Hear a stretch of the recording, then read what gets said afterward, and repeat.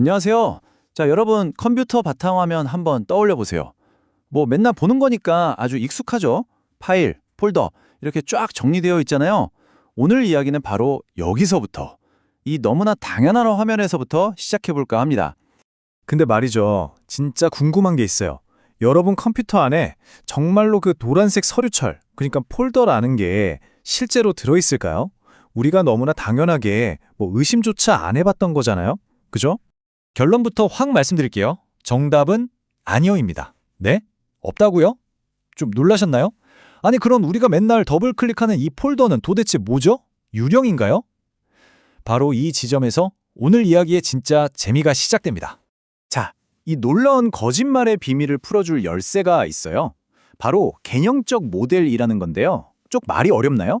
괜찮아요. 이게 뭐냐면 우리가 이 디지털 세상을 어떻게 보고 또 어떻게 사용하는지를 사실상 결정하는 화면 뒤에 숨겨진 그런 설계도 같은 겁니다. 개념적 모델이 뭐냐? 여기 딱 나와 있죠. 어떤 것이 어떻게 작동하는지에 대한 아주 단순화된 설명. 그러니까 복잡한 걸 우리가 딱 알아듣기 쉽게 심플하게 요약해 놓은 설명서라고 생각하면 돼요. 오늘 우리가 파헤쳐볼 핵심이 바로 이겁니다. 근데 진짜 재밌는 게 뭔지 아세요? 좋은 개념적 모델은요, 완벽할 필요도 없고요, 심지어 100% 정확할 필요도 없다는 거예요. 딱 하나만 충족하면 돼요. 그게 뭐냐? 우리한테 유용한가? 그거면 끝이라는 거죠. 와, 신기하죠? 자, 그럼 다시 우리 폴더 이야기로 돌아와서 이 폴더라는 모델이 왜 그렇게 좋은지 한번 볼게요.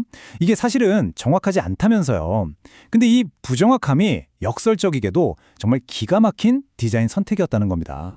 이 화면이 딱 보여주네요. 보세요. 우리 눈에 보이는 건 그냥 깔끔하고 익숙한 폴더 아이콘이죠. 하지만 그 뒤에서 실제 컴퓨터 내부에서 일어나는 일은 뭐냐? 그 복잡한 데이터 구조를 우리가 딱 보고 이건 서류 처리구나 하고 쉽게 이해할 수 있도록 만들어 놓은 일종의 개념화 작업이라는 겁니다. 우리가 보는 것과 실제 일어나는 일의 차이 확실히 느껴지시죠? 그런데 말입니다. 이야기가 여기서 살짝 꺾입니다. 이렇게나 유용했던 모델이 시대가 바뀌고 기술이 복잡해지면서 오히려 우리를 헷갈리게 만드는 원인이 되기도 하거든요. 맞아요. 이 단순한 모델은 정말 오랫동안 완벽하게 잘 돌아갔어요. 그런데 더 이상 그렇지 않은 순간이 온 거죠. 이 모델이 힘을 잃기 시작한 거예요.